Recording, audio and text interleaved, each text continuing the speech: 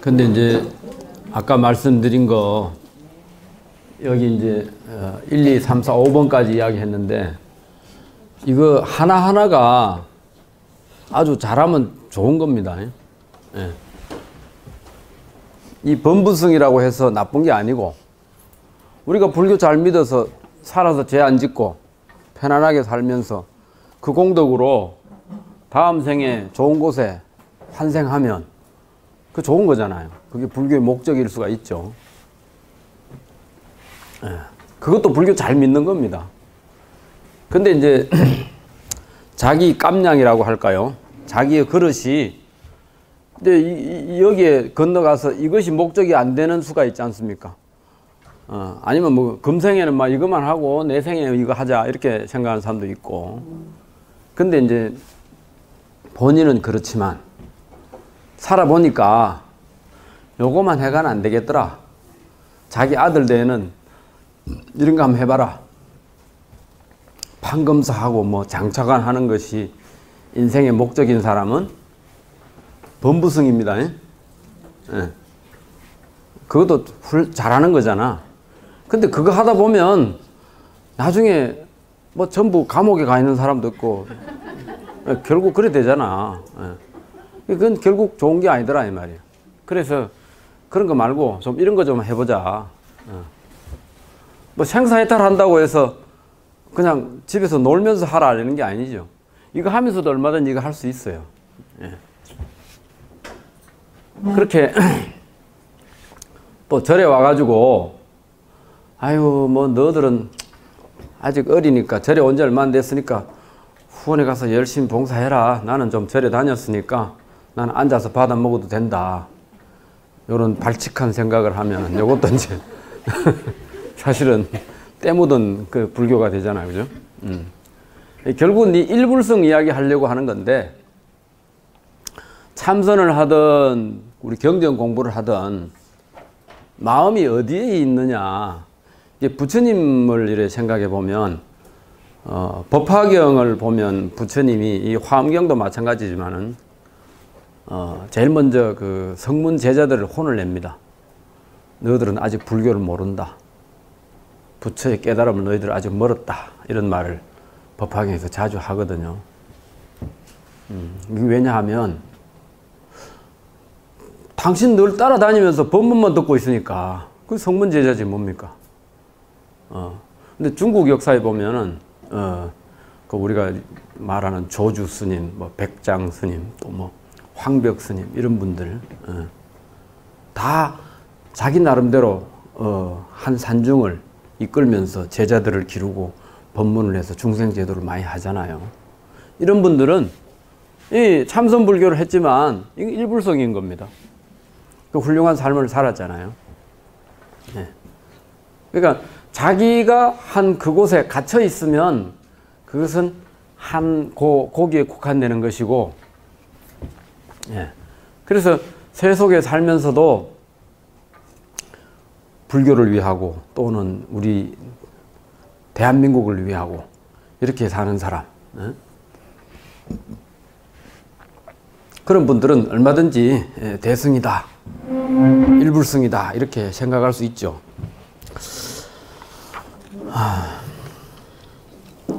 일불승이라는 건 결국 자기가 배운 불교를 중생을 위해서 회항하려고 하는 그런 마음이 꽉 차 있기 때문에 석가모니는 깨닫고 나서 가만히 있을 수가 없잖아요. 자기의 생사가 참 두렵고 해서 출가했지만 알고 보니까 이게 너무 좋은 거잖아요. 그러니까 자꾸 주고 싶은 거야, 자꾸. 그러니까 우리 보살님들이나 우리 거사님들 이렇게 공부를 하셔서 집에 가서 자꾸 나눠줘야 돼요. 그게 포교입니다. 아직 그렇게 좋은 거를 모르기 때문에 아직 덜 나눠주려고 하고 이러죠. 여러분 생각하기에 제가 미친 사람 같죠?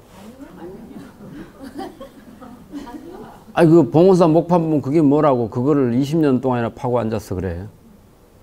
예? 그래 생각 안 드세요?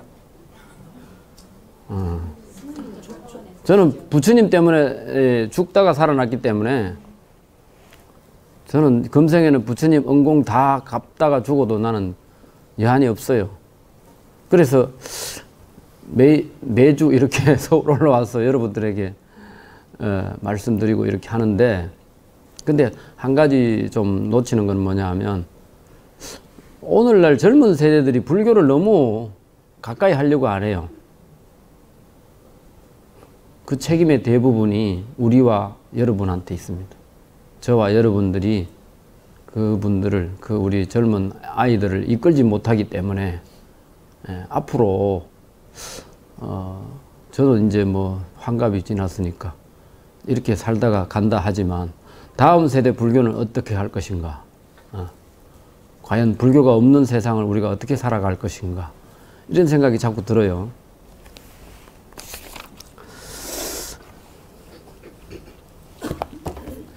그래서 이 화엄경 속에 곳곳에 그런 이야기가 나옵니다.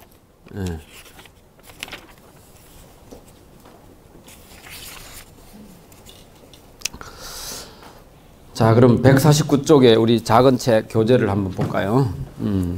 불법이 세간법과 다르지 않고 세간법이 불법과 다르지 않다. 149쪽에 보살이 이와 같이 모든 법이 모두 깊고 깊음을 알며 불법이 세간법과 다르지 않고 세간법이 불법과 다르지 않고 불법과 세간법이 섞이지 아니하며 또 차별도 없음을 이해하나니 법계의 자체 성품이 평등하면 삼세에 두루 들어감인 줄을 분명히 아는 것이니라. 예. 이게 이제 공부를 열심히 잘 해보면 세상 속에 살아도 출세간인 사람이 있고 절에 살아도 세간인 사람이 있더라. 그러니까 결국은 출세간과 세간이 다름이 없는 거죠. 예. 이게 뭐냐 하면 좋게 보면, 그죠? 세간과 출세간이 같다는 것을 세간적으로 생각하면 별로 안 좋은 거잖아. 절에 사는 스님들이 만날 돈만 보더라 이러면 세간법과 출세간법이 다르지 않은 게 되죠. 예? 근데 출세간법의 중심을 두고 보면, 봉원사 다니는 사람들은 세속에 살면서도 어떻게 저렇게 잘할까? 저 사람들은 머리 안 깎아도 그냥 수행자야. 이러면 그것도 세간법과 출세간법이 같은 거죠. 어디에다 중심을 두는 게 좋겠어요? 아니, 그 출세간법이 무조건 좋다는 게 아니고, 세상에 살면서도 탐진치, 그 번뇌, 거기에서 좀 벗어나서 부처님이 좋아하는 걸 하면서 하는 것이 우리가 바라는 거다 이 말입니다. 그 다음에 개송. 충생들의 근성이 같지도 않고 욕망과 이해들도 제각기 차별 가지가지 세계를 밝게 안하니 널리 들어간 네가 이 길 행하네. 시방에 한량 없는 모든 세계에 태어나는 수요가 그지 없건만 한 생각도 필요한 마음 없나니 즐거워하는 이가 이 길 행하네.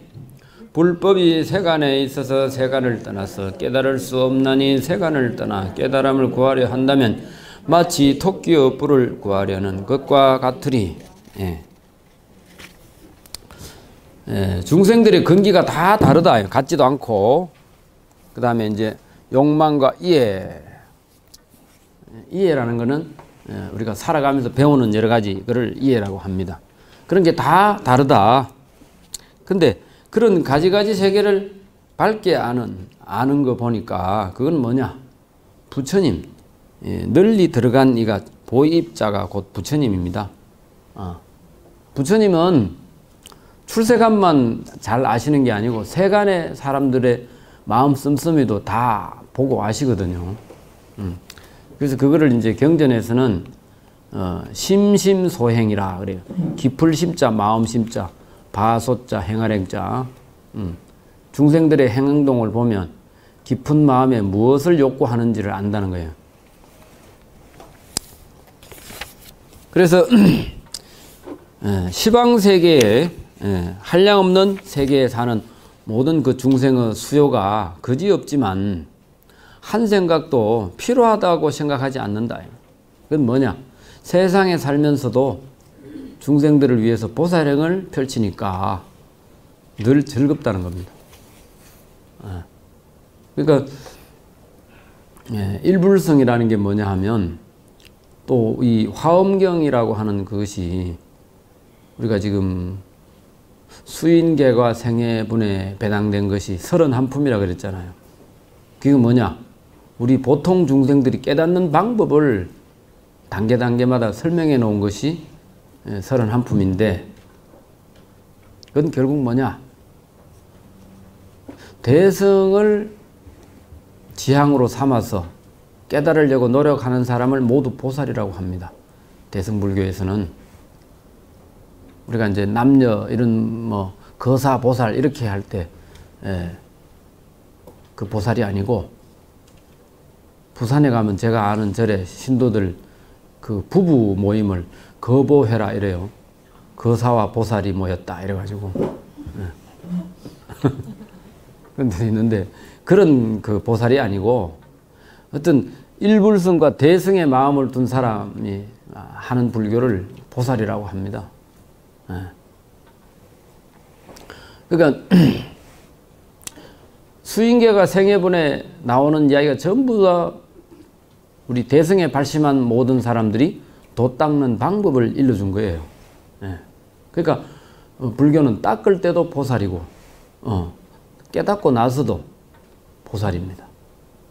그러니까 화엄경의 결론은 보살이다 이렇게 보살행 또는 보살도 이거죠.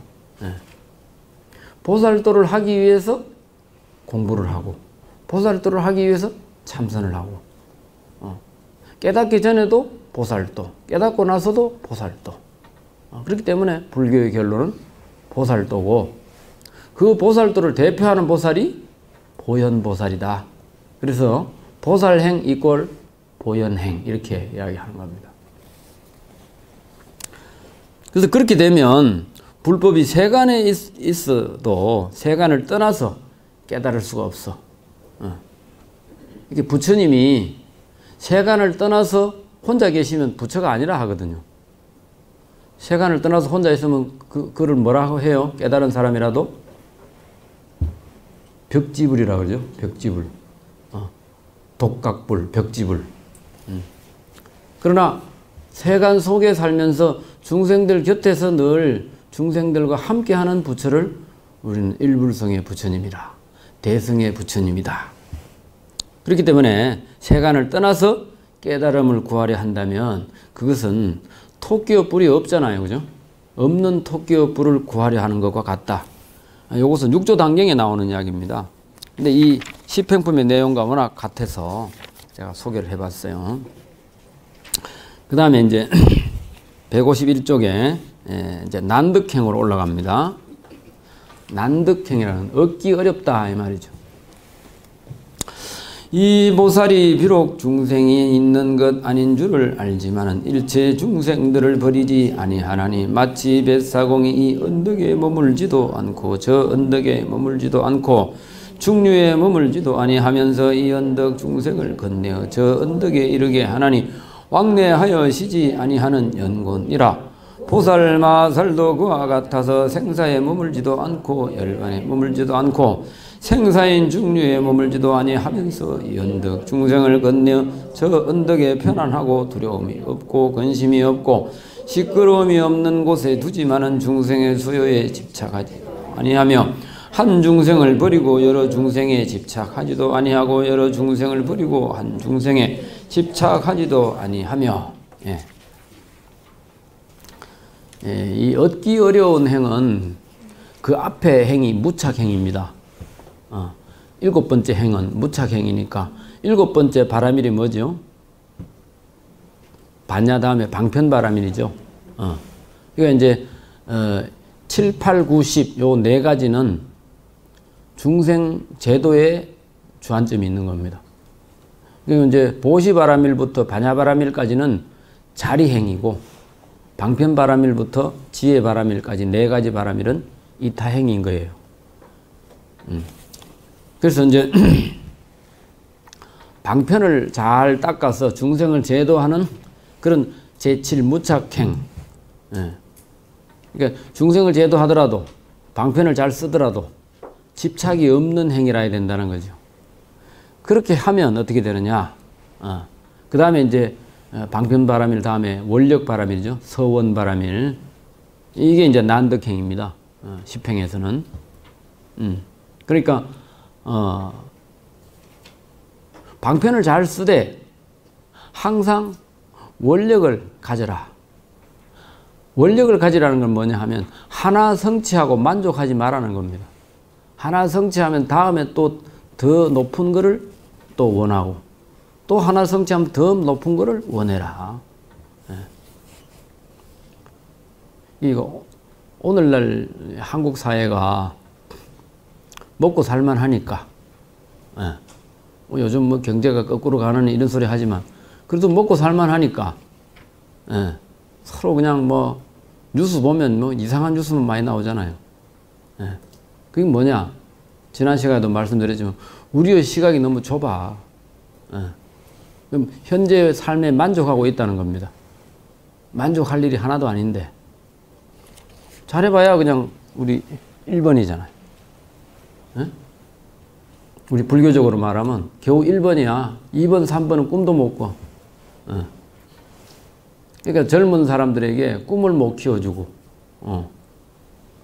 서울에서 저도 힘이 없어서 서울에 올라와서 살 수가 없을 것 같아요. 서울에서 포교당 열려면 최소한 한 2개는 있어야 되겠죠? 2개가 호부 2개가 아니고 뒤에 공이 하나 붙은 2개. 그거 없으면 서울에 포교당도 하나 못 엽니다. 와, 스님 너무 크게 보내 이러겠지. 근데 요즘 불자들 수준이 높아서 조그마한 옛날 말로 화꼬박만한 집에 가서 부처님 모셔놓고 어레 오락하면 누가 안 옵니다. 부산도 그런데 서울에서 되겠어요? 요즘 사람들, 젊은 사람이 자기 노력으로 아무리 열심히 벌어본들 서울에서 아파트는 한 채 구하겠어요?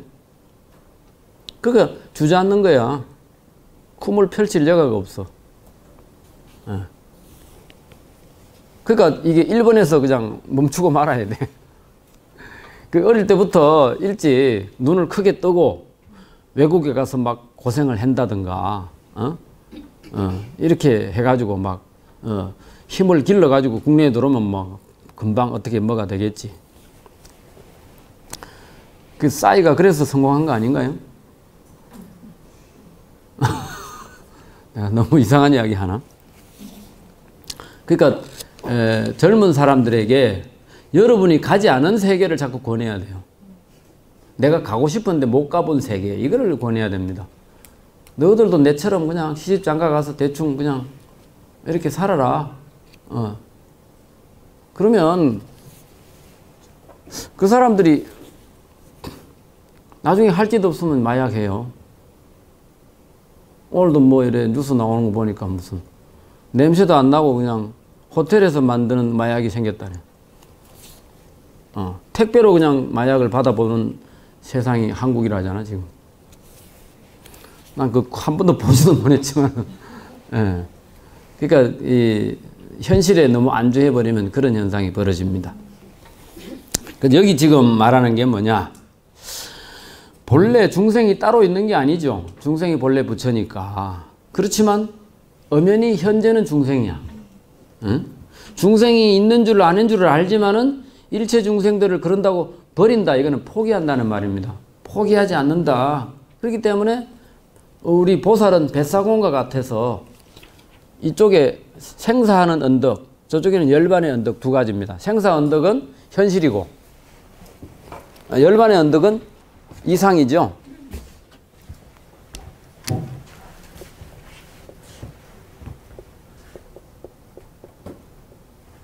열반을 보통 뭐라 합니까? 피안이라 그러죠.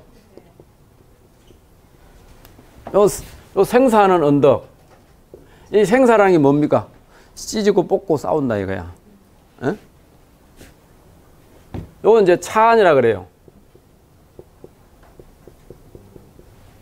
여기 배가 하나 있다 이거야. 뱃사공이. 여기 있는 중생을 실어다 날라. 예? 이건 뭐냐?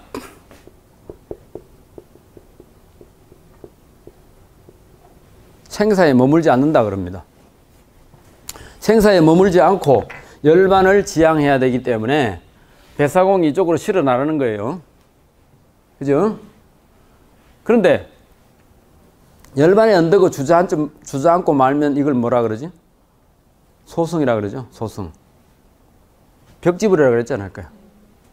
그럼 열반에 깨달음을 얻은 사람을 다시 생사하는 쪽에 실어다 날라야 돼. 이걸 뭐라 하느냐?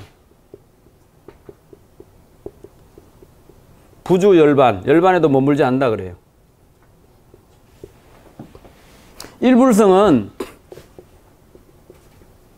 이 뱃사공을 일불성이라 그래.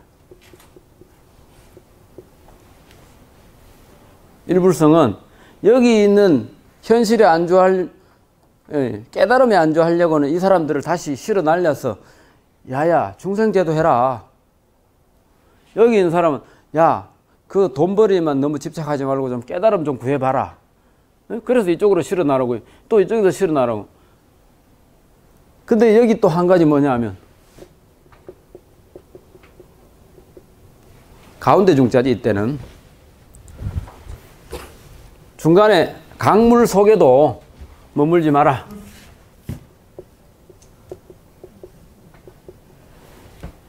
중간에 이 물이잖아, 그죠? 거기에도 머물지 마라. 예. 그럼 뭐냐? 실어 나르는 데만 열정하지 말고 니도 뱃사공 니도 도를 닦아라 이 말이에요. 이 본래 생사에도 머물지 않고 멸반에도 머물지 않는다고 하는 이것이 우리 저 선방보살님들 좋아하는 이 뭐라 하죠? 최상승. 이게 최상승인 겁니다. 예. 보살이 뱃사공처럼 열반에도 머물지 말고 생사에도 머물지 말고 계속 하면서 예. 이거를 잘하는 것을 우리는 일불성, 대승이라 그래요.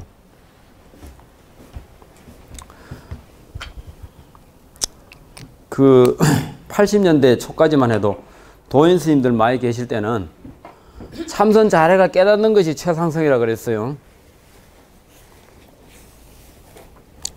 그럴 수도 있어요. 왜냐? 바로 깨달으면 보살행 안 할 도리가 없죠. 부처님처럼. 자, 옛날에 그 당나라 때 배우라는 사람이 있었습니다. 152쪽에. 이분은 불교사에 큰 족적을 남긴 분인데 이 본래 이 샴 쌍둥이에요. 등이 붙어서 태어났어요. 그러니까 그렇게 태어나려고 하니까 엄마가 얼마나 힘들었겠어. 엄마가 애들 낳고 바로 돌아가셨어. 형의 이름은 도고 동생 이름은 탁인데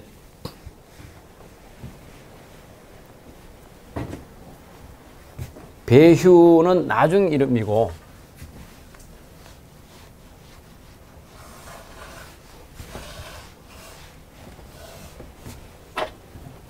성은 배씨고 이름이 도입니다. 근데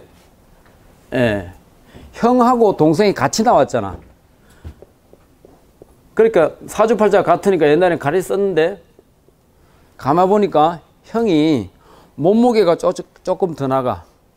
등이 붙어 태어났는데 칼로 싹 잘랐는데 형 몸에 조금 더 붙었던 거야. 그래서 요 삼수변을 넣으니까 요것도 건넬도 요것도 건넬도인데 요거는 도로 있고 요거는 탁으로 읽습니다. 형은 요 살점이 더 붙었다고 해서 발음은 중국 발음은 같은데 배도로 읽고 요거는 탁이라고 읽는데 인도할 때는 도자잖아요. 근데 이제 헤아리를 탁 이럴 때는 탁지부 이렇게 할 때는 헤아리를 탁입니다. 그래서 통도사를 좀 나쁘게 말할 때 스님들이 통탁사 이렇게 말합니다. 그러면 통탁사가 아니고 치킨사인가 이렇게 생각하겠지. 하여튼 그래서 이제 나중에 커서는 이제 배휴라고 이름을 이제 달리 불렀는데, 이제 어머니가 돌아가시고 가산이 이제 아주 가세가 기울어 가지고 외삼촌 집에 살았어요. 그런데 일행선사라고 하는 큰 스님이 이 외삼촌 집에 자주 들락거리고 하셨는데, 하루는 밖에 나가서 놀고 있다가 이제 들어와서 듣는데 우연히 들은 거야. 큰 스님이라는 분이 저 아이는 웬 아이입니까? 이러니까 저 생질입니다. 여러분 생질 알죠? 외조카를 생질이라 그러죠. 부모가 없어서 내가 데리고 삽니다. 그러니까 저 아이를 내보내세요. 부모 없는 아이를 어떻게 보냅니까? 제 얼굴을 보니까 저 아이를 놓아두면 워낙 복이 없어서 얻어먹어야 되는데, 저 아이가 얻어먹으려면 당신 집부터 거지가 돼야 되니까 저 애를 내두면 당신 집부터 망하니까 보내라고. 그러니까 정말 어떻게 할 수가 없는데, 그 소리를 이제 배우가 들었으니까 그 스님 가시고 난 뒤에 딱 가가지고 개나리 보찜 하나 딱 챙겨놓고, 외삼촌 저는 어디든지 제가 가겠습니다. 네가 얼마 어디로 갈라 하냐? 그러니까 아까 큰 스님 말씀 들었는데 내가 빌어 먹으려면 외삼촌 집이 망해야 된다고 하니 빌어 먹으려면 제 혼자 빌어 먹지 왜 외삼촌 집까지 망해놓고 제가 가야 되겠습니까? 저 혼자 빌어 먹으랍니다. 그러고 이제 집을 나갔어요. 이제 거지가 되어가지고 돌아다니면서 밥을 얻어먹기도 하고 어디 가가 숯을 구워서 팔기도 하고 고생을 하는데, 이제 그래도 이제 불교를 믿던 그게 돼가지고 이제 때때로 절에 가면 또 밥을 먹잖아요. 절에 목욕탕에 가가지고 손을 씻으려고 들어가 보니까 아주 진귀한 보배가 떨어져 있어. 이 보배 별호가 부인 3대라. 아마 부인 3 정도를 거느릴 수 있는 그런 귀중한 보배라는 그런 뜻인지도 모르겠습니다. 그래 이제 뭔지도 애가 모르겠죠. 근데 이제 애가 정직해서 이 절 목욕탕에 어떤 기도하러 오는 보살님이 떨어뜨려 놓고 갔는갑다. 그래서 저걸 지켜드려야 되겠다.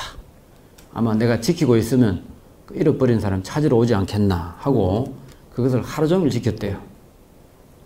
그래 기다리고 있는데 해가 뉘엿뉘엿 할 무렵에 그 부인네가 헐레벌떡 쫓아오더랍니다.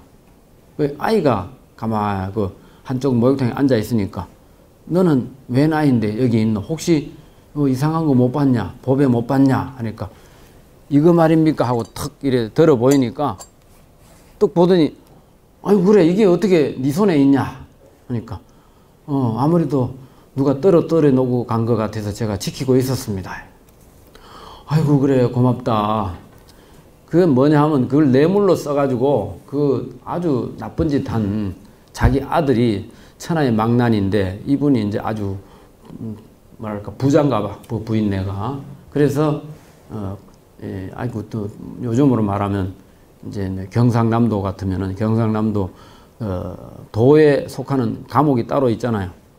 감옥에 갇혀가지고 내일 모레 이제 곧 사형 판결을 받아가지고 곧 죽을 목숨이 돼 있는데 아들을 살려야 되니까 그걸 어떻게 하면 되겠느냐 여기저기 막 물어보고 막 이래 하니까 저기 이 중국 천지보다 중국 천지 중에도 제일 깊은 그 총나라 땅에 가면 아주 진귀한 보배가 있는데 뭐 그 정도 하나 갖다 바치면 아마 관찰사가 좀 한번 봐주겠나 이렇게 해가지고 그래서 이제 그걸 어렵게 구해가지고 그것도 부처님 앞에 놓고 기도하면 더 잘 된다 싶어가지고 절에 와서 이제 불공까지 하고 그걸 들고 이제 가려고 하다가 이제 손 씻고 나가려고 하다가 그걸 놓고 간 거야.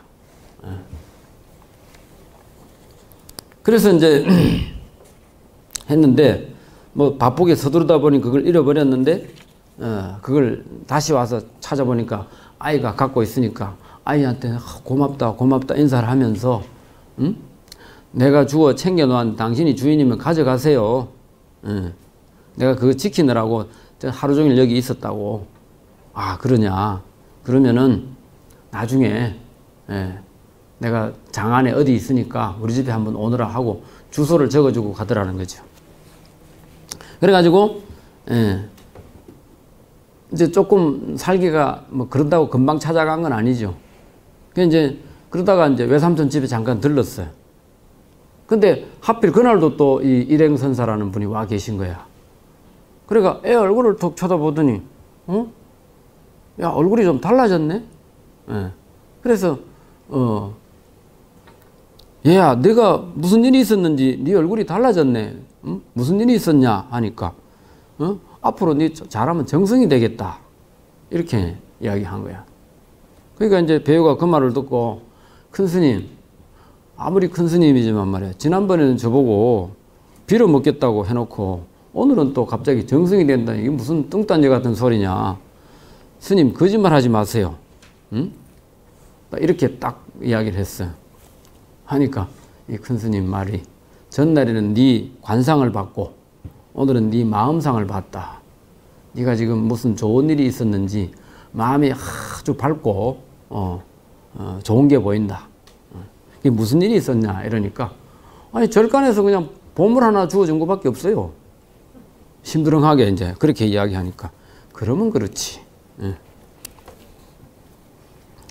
그래서 이제 나중에 참 그 장안에 사는 그 집에 한번 찾아갔더니 아주 반가워하면서 그래, 너 때문에 우리 죽은 아들을 구해온 것처럼 우리 아들을 살렸다. 그러니까 네가 소원을 이야기해줘라. 이러니까 제가 뭐 공부하는 게 소원인데 저 공부 좀 시켜주세요. 이래 된 거라.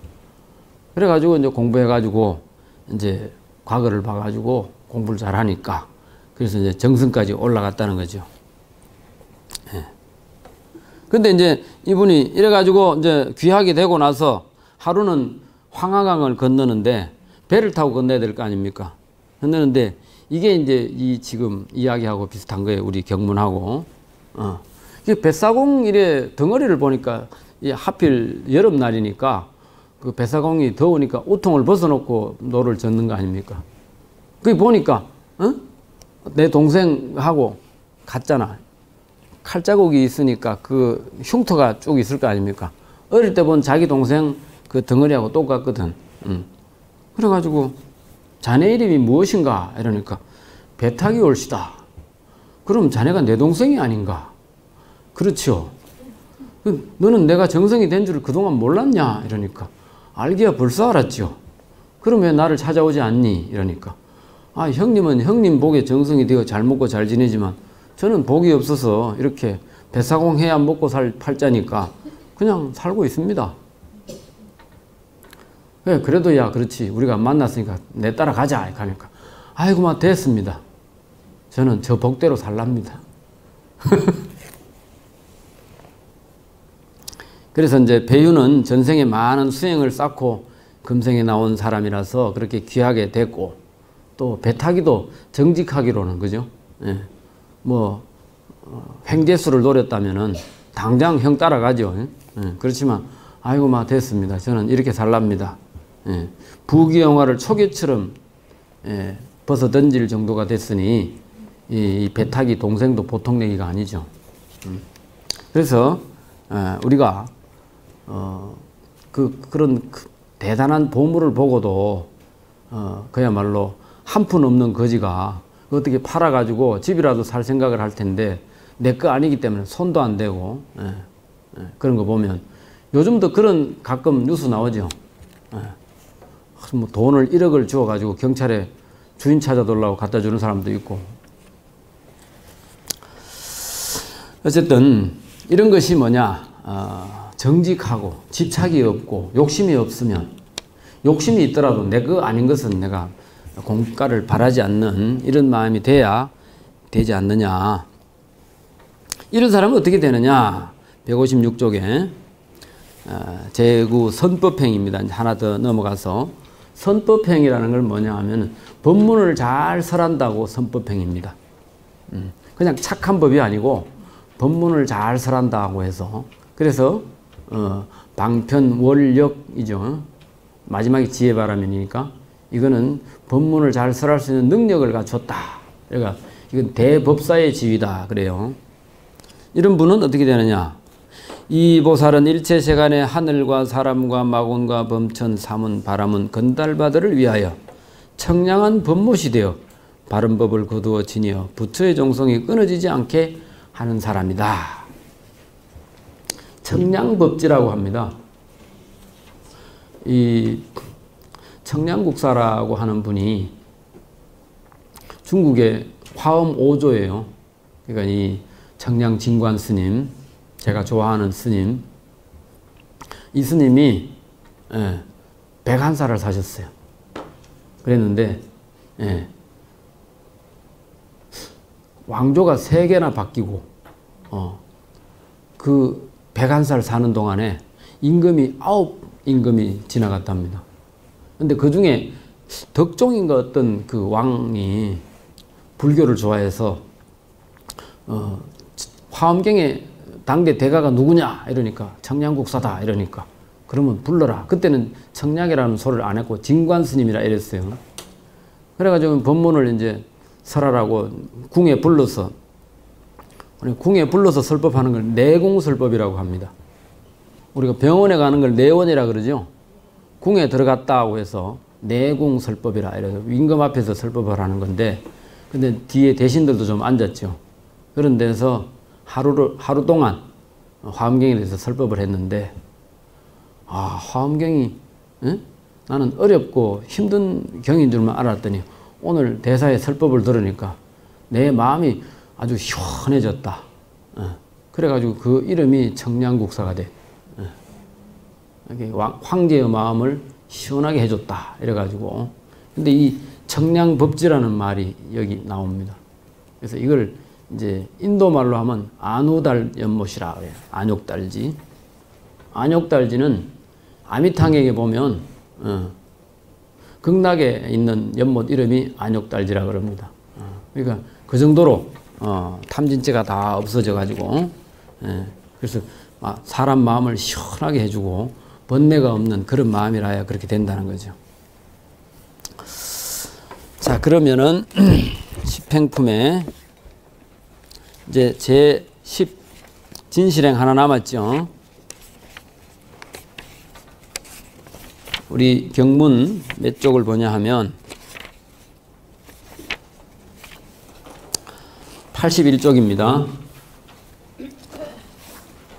지혜를 성취하고 그 다음에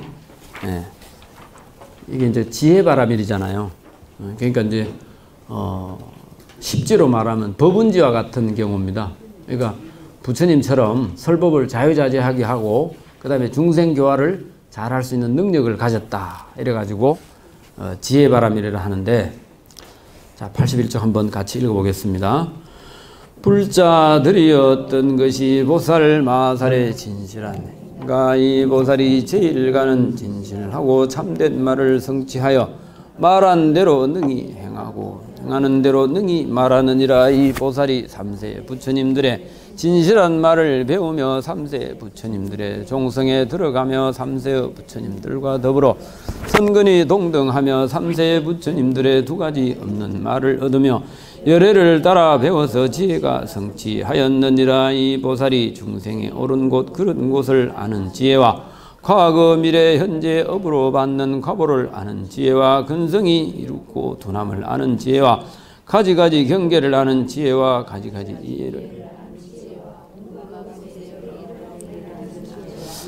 모든 선정의 탈 삼매어 때묻고 깨끗함이 일어나는 때와 때 아님을 아는 지혜와 온갖 세계에서 지난 세상에 머물던 일을 기억함에 따라 아는 지혜와 천한통의 지혜와 누진통의 지혜를 성취하고도 일체의 보살행을 버리지 아니하나니 무슨 까닭이냐.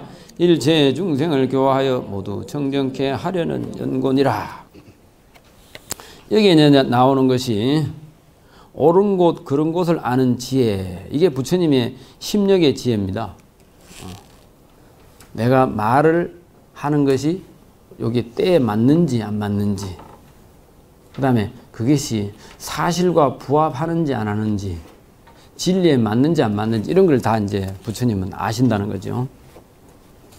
그리고 이제 이 진실행의 핵심은 두째 줄에 있는데, 진실하고 참된 말을 성취했기 때문에, 성취하여 하는 건 조건입니다. 말한 대로 능히 행하고 행하는 대로 능히 말하느니라. 그 한문으로 보면요, 차보살이 성취 제일 성제지어 하야 여설 능행하며 여행 능설이라. 여설 능행.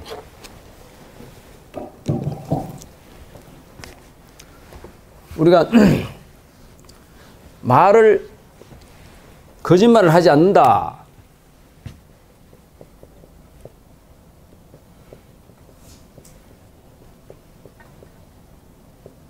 이거 이제 세속적으로 말하면 은행일치라 그러죠.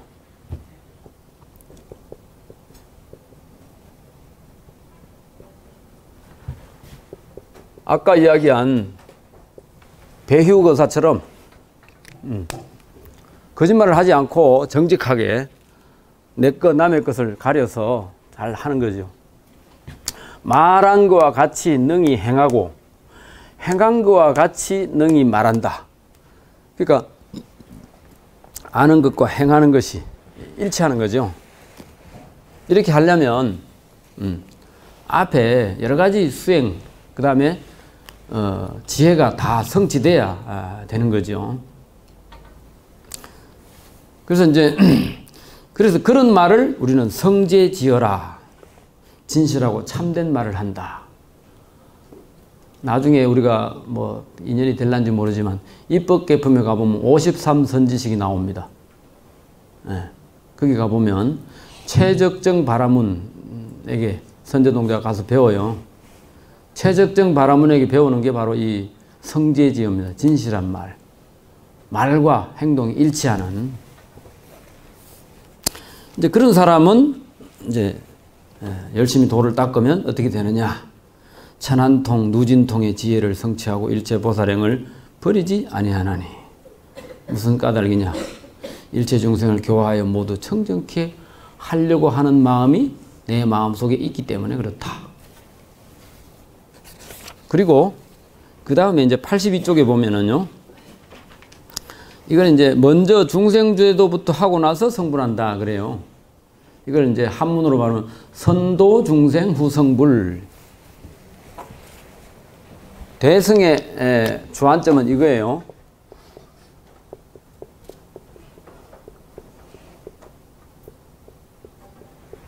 제가 전에 그랬죠. 서가모니 부처님도 당신의 어떤 생사 문제를 해결하기 위해서 출가했다 그랬죠.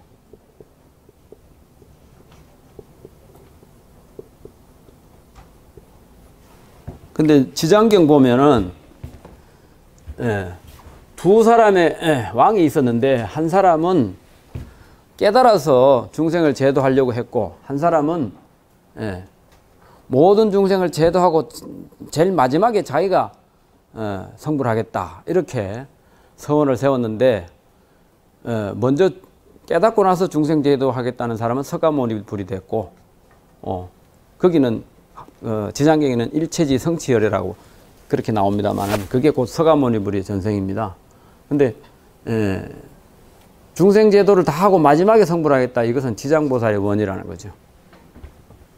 지장보살의 원이 바로 이겁니다. 고통받는 중생을 먼저 제도하고 그 다음에 내가 성불하겠다. 그 정신을 우리 경전에 다 넣어 놓은 겁니다. 부처님이 깨달음을 얻고 보니까 중생 제도하려고 하는 마음 이것을 가지고 있는 사람이 성불을 해야 일불성이 되지. 깨닫고 나서 그냥 극락에 계시면 안 된단 말이에요. 예전에 그 박완일 법사가 원래 스님이었잖아요. 박완일 법사. 근데 돌아가셨죠. 그분이 본래 법정 스님 사제인가 그랬을 겁니다. 누가 먼저인지는 모르겠는데. 근데 그분이 하는 이야기가 아미타불을 만나러 극락에 갔더니 안 계시더라. 그래가 옛날에 어떤 택시를 탔더니 서울에 내가 살 때 아우 불교에서 제일 법문 잘하는 법사가 박안일 법사지요 이러더라고요. 아 그렇죠. 뭐 테이프 들으셨습니까? 그러니까 와 얼마나 설법을 잘하는지 몰라요. 아 극락에 가서 아미타불을 아무리 찾아도 없어가지고 아주 실망하고 와서 그 다음날 마누라 따라 시장에 가서 뭐 이래 사고 이랬는데 거기 아미타불이 계시더라고 이러는 거야. 그래서 와 그렇게 설법 잘하는 사람 못 봤다 이러면서 자기가 심심할 때마다 그걸 듣는데요. 근데 정말 깨달았다고 그냥 극락에 혼자 계시면 그건 부처가 아니죠. 그러니까 중생제도 하러 몸을 아끼지 않고 다니시는 분이 진짜로 부처다. 그래서 부처님은 깨닫고 나서 일불성이 됐지만 지장보살은 깨닫기 전에 중생제도부터 먼저 하겠다. 그렇게 했기 때문에 우리가 이제 대원지장보살 그러죠. 그건 사실 깨닫고 나서도 결국은 보살행 할 거기 때문에 그 자체가 바로 성불입니다. 지장보살의 원 자체가. 그래서 여기 한번 보겠습니다. 이 보살이 이러한 더 나아가는 마음을 다시 내느니라 내가 만일 일체 중생으로 하여금 위 없는 해탈도에 머물게 하지 못하고 내가 먼저 안호 따라 삼약 삼보지를 이룬다면 이것은 나의 본래의 소원에 어기는 것이니 마땅하지 못한 일이다. 그러므로 반드시 먼저 일체 중생들로 하여금 위 없는 보리와 무여 열반을 얻게 한 뒤에 성불할 것이니라.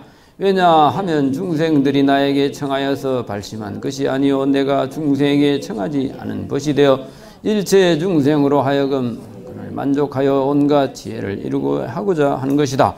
그러므로 내가 가장 수승하니 일체 세간에 집착하지 않는 연고며 내가 가장 높으니 지도하는 지위에 있는 연고며 내가 가리움을 여의었으니 중생의 끝이 없음을 아는 연고라. 내가 이미 판단하였으니 본래의 소원을 성취한 연고라. 내가 좋은 변화가 되나니 보살의 공덕으로 장엄한 연고니라. 내가 좋은 의지가 되나니 전임을 거두어 주시는 연고니라.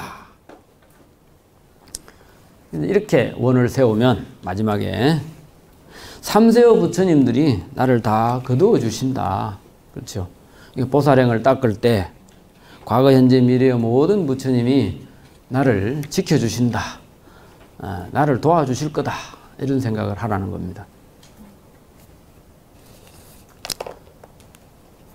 자, 그러면 이 교재로 돌아와서 157쪽의 개성을 보겠습니다. 한량 없고 끝없는 급 다할 때까지 일체의 중생세계 관찰하지만 한 중생 있는 줄로 보지 않나니 견고한 사람들이 행하시는 길이네. 그지없는 복과 지혜에 닦아 익혀서 서늘한 공덕 못을 널리 만들고 일체의 중생들께 이익 주나니 첫째 가는 사람이 이 길을 행하네.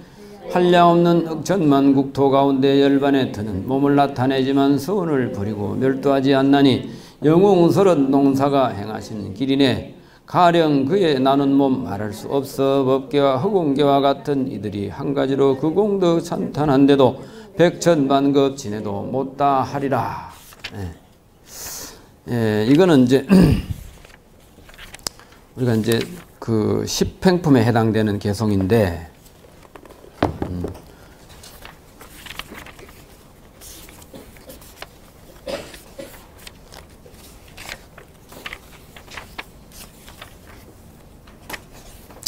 오늘 하나 더 보여드릴 게 있었는데 그게 어디 갔지?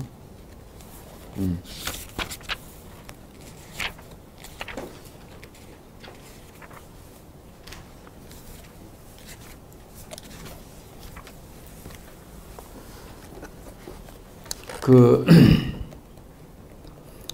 불교를 함에 있어서 이제 그런 게 있습니다. 아마 저 앞에 도솔궁중 개참품에 나왔던 것 같은데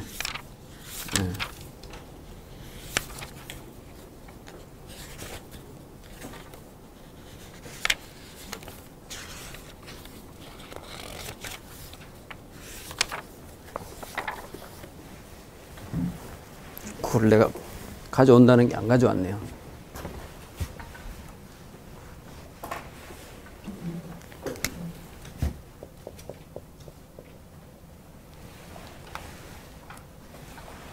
요건 하나 적어놔 보세요. 요 안녕 영자입니다.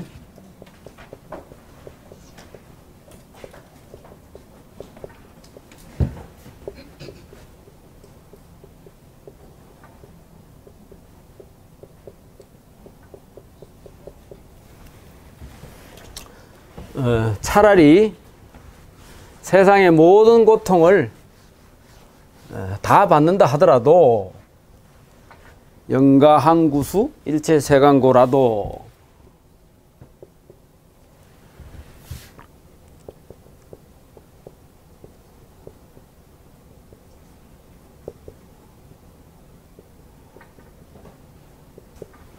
마침내 부처님을 멀리하지 않겠노라. 요 한문이 좀 어려워요.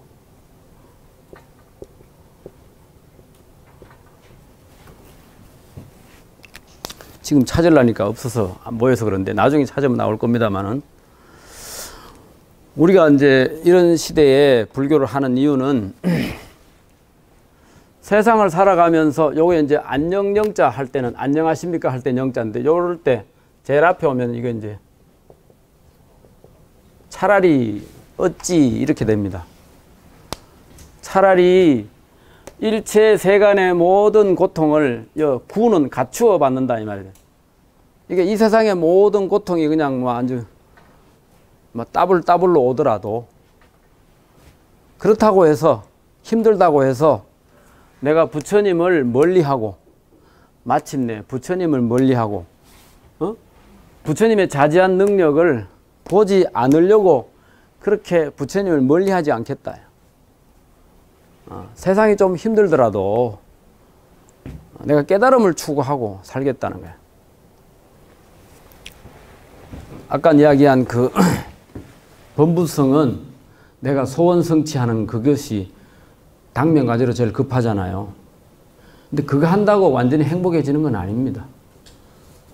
서울대학교 가도 나중에 내가 아이들을 잘못 가르치면 끝날 때는 감옥에 가서 만날 수도 있고, 또는 교통사고 당해서 죽을 수도 있고, 세간적인 즐거움은 그때 뿐이잖아요.